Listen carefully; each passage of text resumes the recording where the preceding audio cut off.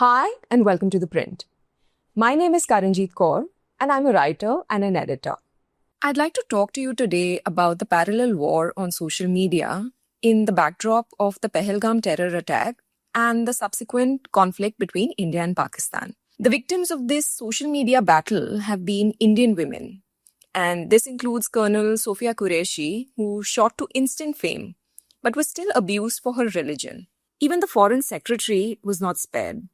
Vikram Mishri was forced to lock his ex account after his daughter was attacked online. Just a few days before that, Himanshi Narwal and Aarti R. Menon, who lost members of their family in Pahalgam, were targeted for their calls for peace.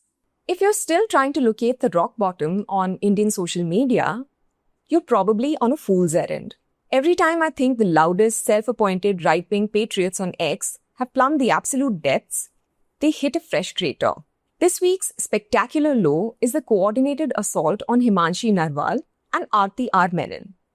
Both of them are survivors of the Pahalgam terrorist attack, who are being targeted on social media for the unpardonable sin of calling for peace over vengeance. The most depressing aspect is that these keyboard warriors shape our national discourse, and we let them. The Pahalgam terrorist attack on 22nd of April ripped through India, as well as the fiction of normalcy in Kashmir furthered by our government. It's undoubtedly one of the most horrific incidents in modern India. As we now know, militants stormed a tourist site and singled out Hindu victims after demanding to know their religion. Among the 26 dead was Lieutenant Vinay Narwal, who was honeymooning in Kashmir with his wife Himanshi. The couple, both in their 20s, had been married for only 6 days. A photograph of Himanshi crumbled beside her slain husband's body in the Baisaran meadows became the defining image of national heartbreak.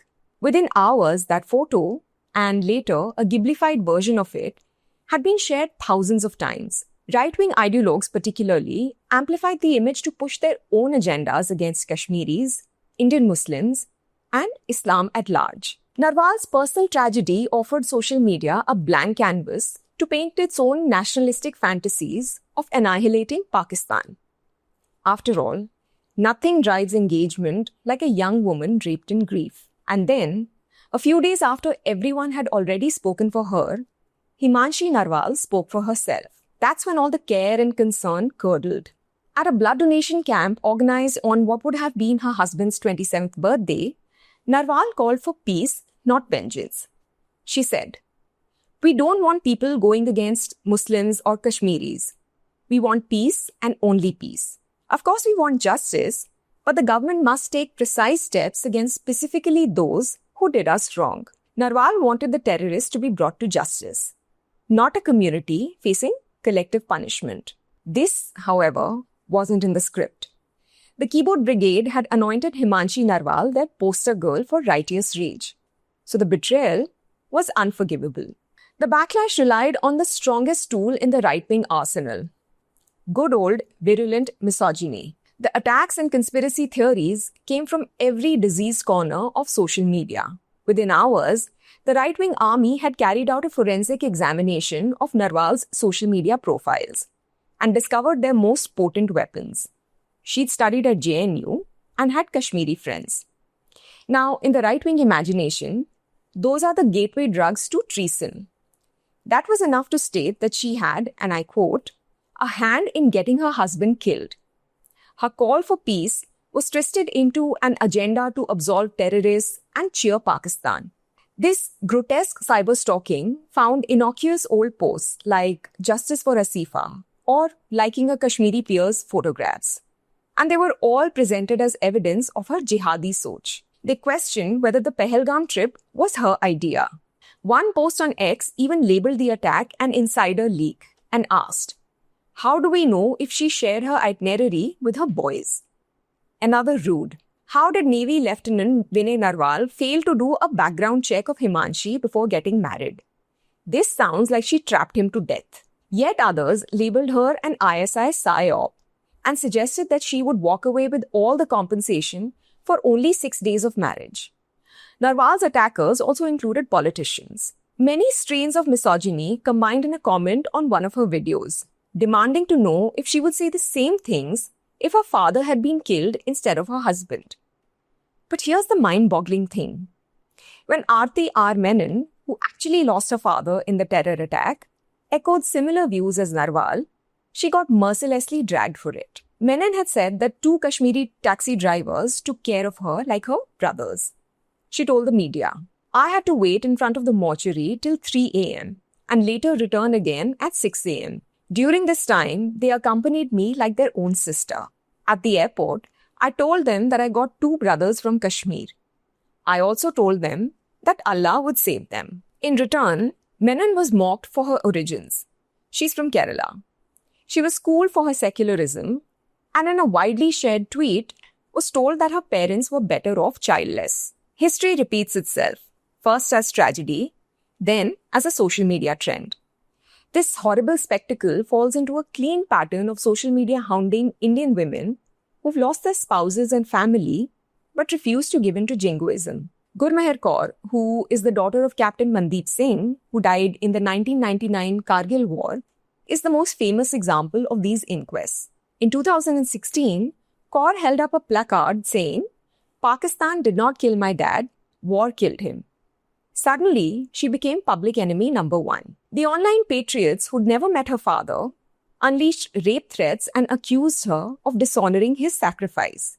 Celebrities, including former cricketer Virender Sehwag, had joined the pile-on. Let's also take the case of Neeta Santra, the wife of CRPF Jawan Bablu Santra, who was killed in the 2019 Pulwama attack. She had dared to suggest that war cannot solve every problem, and for that was branded cowardly and self-centered. In 2018, the late External Affairs Minister Sushma Swaraj, a BJP leader, faced the mob's fury for her purported support of an interfaith couple. Within hours, right-wing accounts were calling for her resignation and joking about her Islamic kidney. When even cabinet ministers aren't safe from secular bashing, what chance do ordinary women have? But here's the thing. Neither Narwal nor Menon needs a certificate of patriotism, especially not from people whose extent of pain is getting carpal tunnel syndrome from amplifying hate. These women have earned the right to define patriotism, and their price of admission is the loss that they have suffered. It would have been completely understandable if Narwal had demanded vengeance, or if Menon had given in to the communal hatred being spread in her father's name. Instead, they chose something much harder: grace and courage.